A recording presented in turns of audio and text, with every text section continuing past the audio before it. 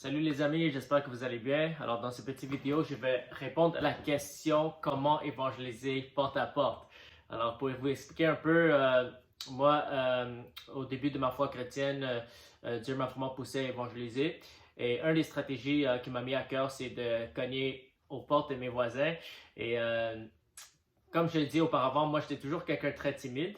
Alors bien sûr, c'était quelque chose qui était un grand défi pour moi, mais j'ai décidé de mourir à la chair parce qu'il y a des gens partout qui ne connaissent pas Jésus et à moins qu'on leur parle de Jésus, ils risquent d'aller en enfer. Alors, je ne voulais pas laisser la peur des hommes m'empêcher de vraiment faire tout ce que je peux pour gagner le maximum d'âmes à Jésus afin qu'ils peuvent éviter l'enfer et aller au paradis. Et c'est ça qui m'a vraiment motivé pour mourir en ma chair et sortir de ma zone de confort.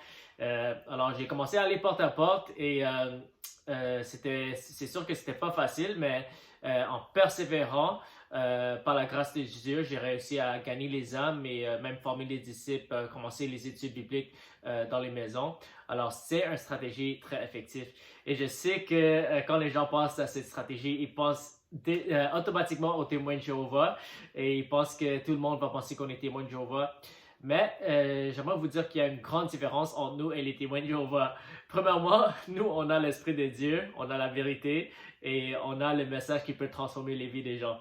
Alors, c'est incomparable. Amen. Parce que nous, on est nés de nouveau, on a Dieu qui vit en nous et Dieu qui peut travailler puissamment à travers nous. Et nous, on démontre l'amour surnaturel de Jésus-Christ. Alors, il ne faut pas se comparer aux témoins de Jéhovah parce que plus grand est celui qui est en nous que celui qui est dans le monde. Et les témoins de Jéhovah n'ont pas l'Esprit de Dieu. Et alors, ils n'ont pas cet avantage que nous, on a. Amen.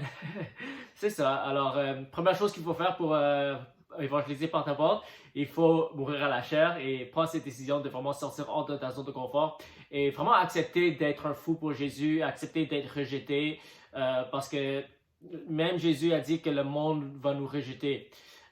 C'est ça, un des promesses de la Bible chrétienne, c'est qu'on nous rejette, qu'on nous persécute.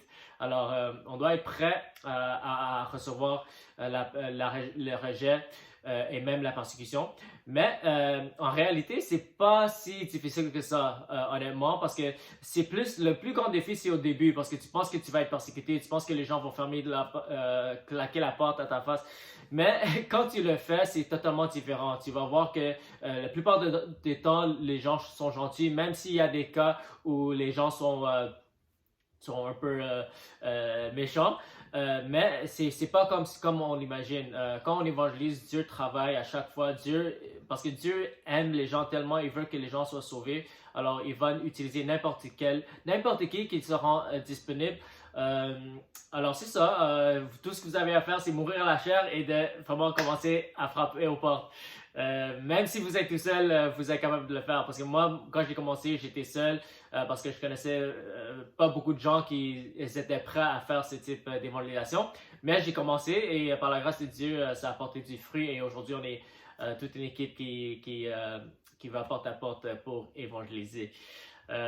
Alors c'est ça, après surmonter ce peur de décider d'aller porte à porte, de décider être un fou pour Jésus, c'est là où je peux vous donner un petit consigne.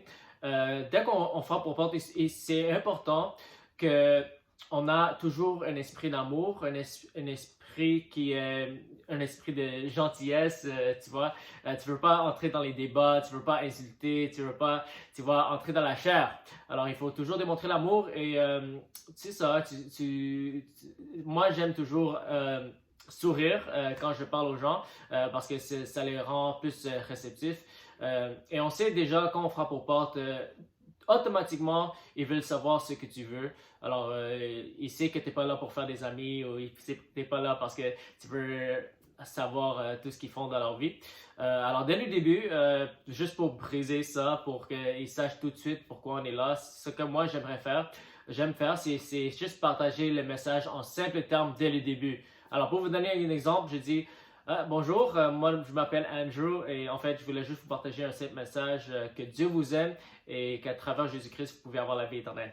Et c'est comme ça que je commence et après ça, comme je leur demande est-ce que vous croyez en Dieu.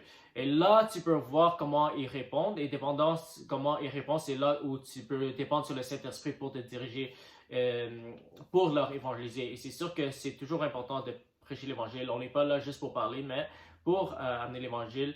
Et on peut même offrir la prière. On leur demande s'ils ont besoin de la prière avec un esprit d'amour.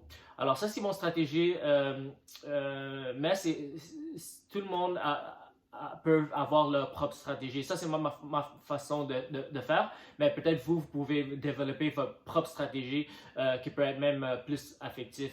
Alors, mais le plus grand défi, c'est vraiment juste sortir hors de ta zone de confort et commencer à aller prêcher la bonne nouvelle. Et le plus que tu le fais, le plus que tu vas être confortable et le plus que tu vas améliorer. Alors, le but, c'est pas de essayer d'apprendre tous les détails spécifiques à comment le faire avant de commencer. Non, parce que c'est pas comme ça qu'on apprend les choses. Quand tu apprends à nager, tu vas pas juste étudier comment nager avant de te lancer dans la piscine. Il faut aller dans la piscine et c'est comme ça que tu vas apprendre et c'est comme ça que tu vas améliorer. Alors, je vous encourage d'essayer cette stratégie d'évangélisation, cogner aux portes, prêche la bonne nouvelle et tu vas voir que le plus que tu persévères, le plus que tu vas voir les fruits et les âmes qui vont donner leur vie à Jésus-Christ. Amen. Parce que si vous vous posez la question comment les témoins de Jéhovah, eux ils grandissent tellement et comment ils sont tellement actifs, c'est parce qu'ils ont utilisé cette stratégie et ça a fonctionné et c'est comme ça que cette religion s'est propagée. Alors combien de fois de plus que nous qui ont la vérité peuvent être affectifs avec ces méthodes d'évangélisation. Alors c'est ça, alors que Dieu vous bénisse et je vous souhaite une excellente journée.